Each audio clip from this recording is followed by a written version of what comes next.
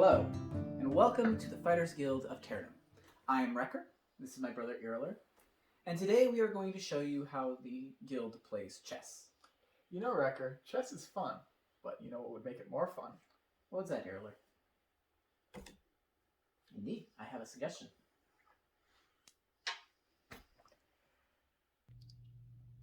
What you see before you is what we like to call in the guild battlefield chess. In order to play it, it's very simple.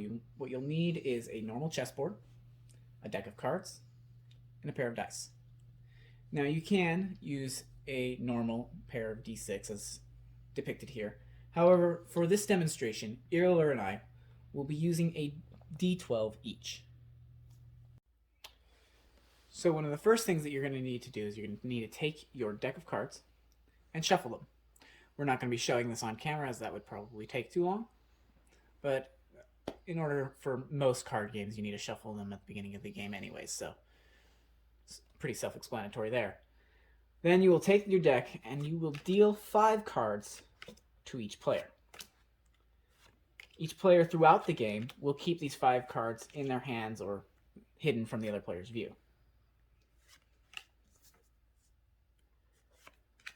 There is an extra card that a player may grab. That is what they will refer to as a trap card. If the player has a card of significant value, they may take it and place it face down on the table. Your trap card, once placed, may be played at any time during the game where it will be useful, and it is permitted to be played. However, you may not check it once you have placed it down. The pieces of battlefield chess are played in pretty much the exact same way as their regular chess counterparts. They move the same and they attack the same. However, once they attack is where the real difference comes in. A typical round of battlefield chess combat will look like this. One player moves their piece to attack. Both players will look through their cards and determine the cards that they will use. Red cards are used for offense. Black cards are used for defense. Both players will select their card and show them to each other at the same time by placing them down on the table. From there, both players will take their dice and will roll to see their numbers.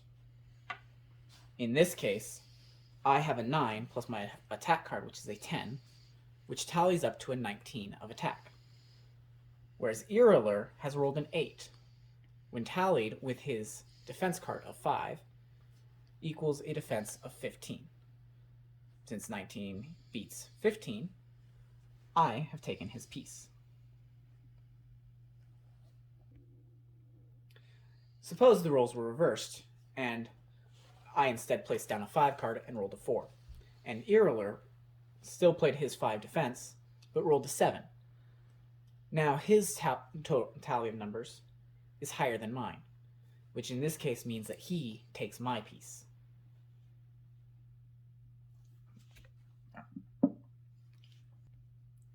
Suppose by chance that we get exactly the same number, in this case the 5 cards, and we both roll 7. In that case, neither piece is lost. However, as the attacker, I will have to move my piece back to where it was originally, and my turn is over. Once our round of combat is over, we will take both cards that have been played and we'll place them in the discard pile and draw a new card, bringing the total in our hand back to 5. There are cards that have different abilities. These are your face cards, so kings, queens, jacks. Aces and jokers are also included in this list. In this case, if I attack Iraler here, and he plays an ace card, an ace of black, it must be played as a defensive card. But what it allows is for the unit that is defending to become invulnerable. So even if I rolled incredibly high numbers, say a 11 or 12, it does not matter. I will still be forced to retreat. However, should Iraler roll incredibly high numbers and defeat me, I would still lose my piece as if I had lost my piece normally. Our next defensive card is the Jack of Black. The Jack of Black is a reroll card. So, suppose that I roll something high, but not too high, and Irilor rolls something rather low. Well, fortunately, he has played the Jack of Black, and so can take his dice and reroll, hopefully getting something higher. Our next defensive face card is actually more of a movement card.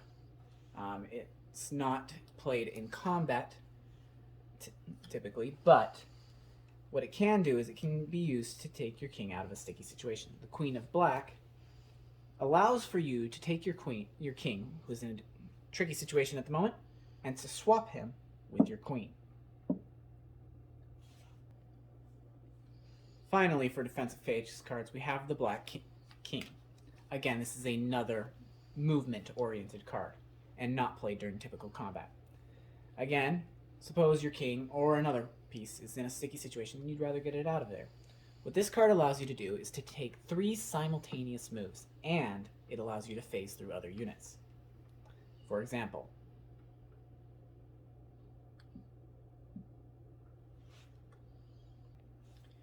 moving on to the offensive cards, or the red cards, we have the Ace of Red to start off with. In this case, it's a bit of an unusual card as it can be played during either offensive or defensive action. What it allows you to do is it allows you to swap the color of the card you are playing. So if I'm playing a red card here, even though I'm on a defensive action because Irilor has attacked me, I can use that as a defensive card. The next offensive card is, of course, the Jack of Red. The Jack of Red is interesting in that it is also more of a movement card. However, unlike the King of Black, it cannot be used to phase through units. Instead, it would be more apt to use it in a situation like this, where I play it, and I'm able to take 2 turns, or 2 moves, to attack a unit well outside of its range. Next, in offensive cards, we have what is probably one of the most powerful offensive cards, in my personal opinion. That is the Queen of Red. When this card is played, it will allow you to instantly take the opponent's unit, no matter what defense they play. This is, of course, unless the opponent uses an Ace of Black, which would result in a draw. The final offensive card is the Red King. Suppose my opponent plays a fairly high defensive card when I've attacked them. I can play the Red King to cancel out their defensive card, making it up solely to the dice, whether or not this is a victory for me or a loss. The final face card we have is the Joker, and this one is usually not played during combat at all. It's in fact neither a offensive nor defensive card. It exists in a weird middle ground. In this case, Irilor has decided to attack my queen, and I have played my defense, which unfortunately, due to his trap card, was woefully underpowered. As many of you will recall, the Queen of Red instantly takes an opponent. However, I have a trick up my sleeve. My trap card is the Joker, which allows for me to take an opponent's unit for my own, thereby taking his victory over my queen and turning it into my own.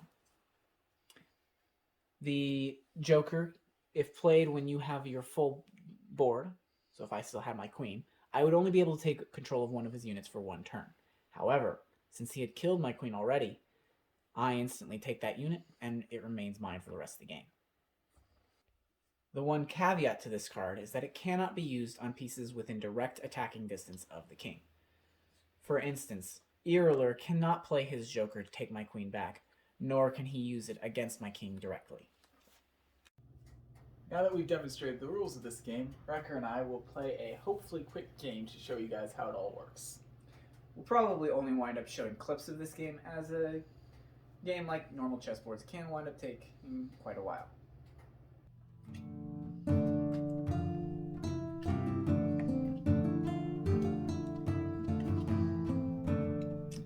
Alright, go ahead and roll, see who goes first.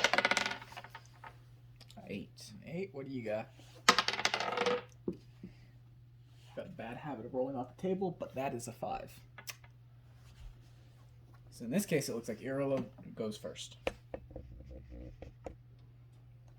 All right.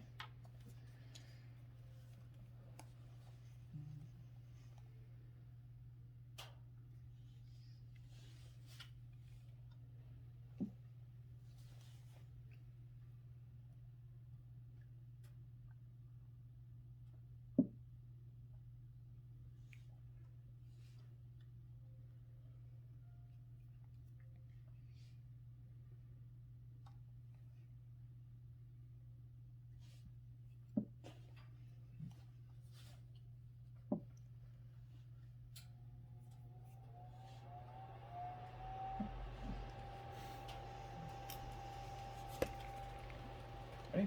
Yep. That's advantage to me. Yep. An advantage of 2. See if it works better than your advantage of 3 earlier. It does. Ooh, it does. Look at that. And that is 1 pawn off the board.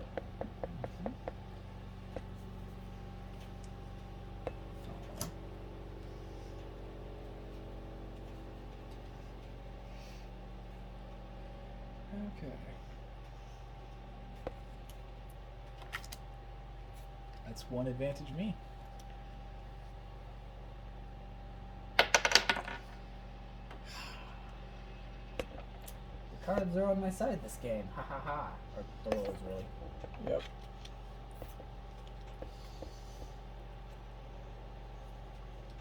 The cards I have are crap. I can agree. Let's see here.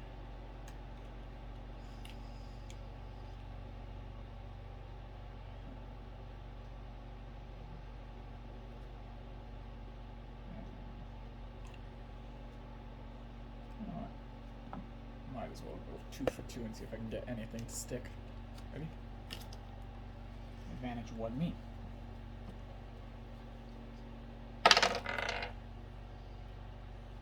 Tie game? That would be a tie.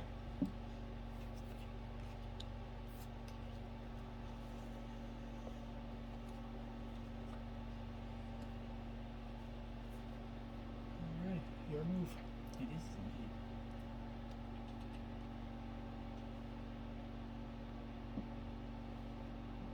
Solid move.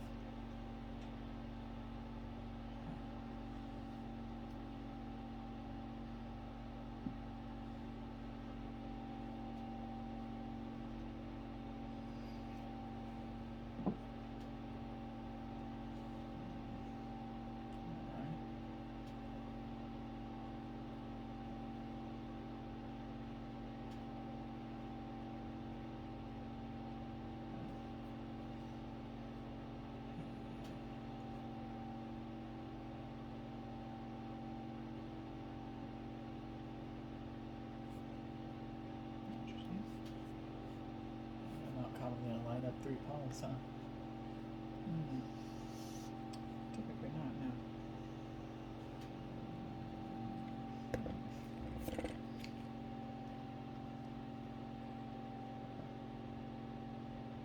Sorry, making some decisions here. Ooh. Yeah. Advantage 3 you. Yep. 7, 8, 9, 10. Looks like it's a draw. It is a draw.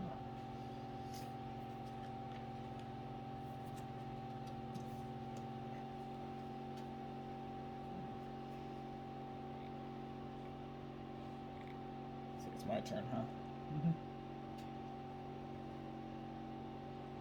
I'm gonna play that guy.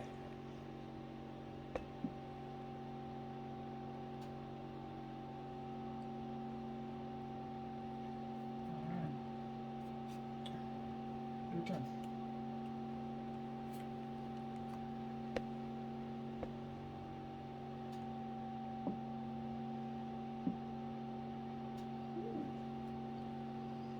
That puts me in an interesting situation, doesn't it? Indeed it does. Kind of the point.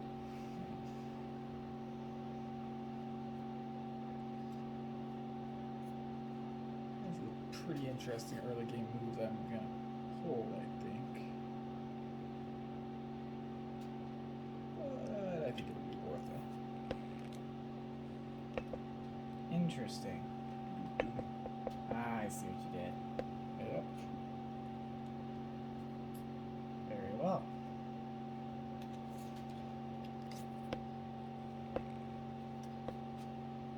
Alright. Oh wait, I still get a move, don't I? Yeah, because that's a...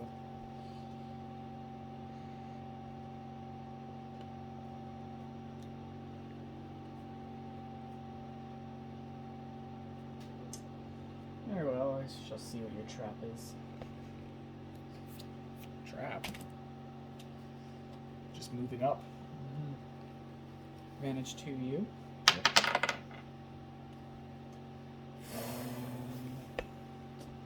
Draw That again. is a draw. Hey. This is just the Cold War game. Like, yeah. Normally we have a lot more pieces moving by now. Alright. And it's my turn, isn't it? Indeed it is.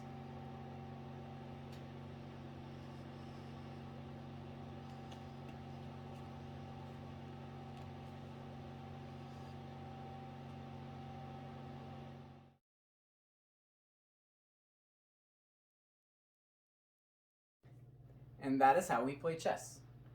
As said, it's a very easy game to set up. As long as you have a chessboard, a deck of cards, and a pair of dice, you can play this at home. And thanks to this video, you now have the rules.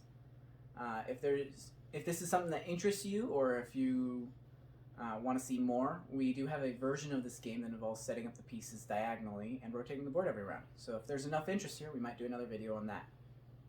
And as with any game, don't forget your anti-cheating tool. Don't forget that other part. What? Oh. Like and subscribe. Farewell, and we'll see you next time.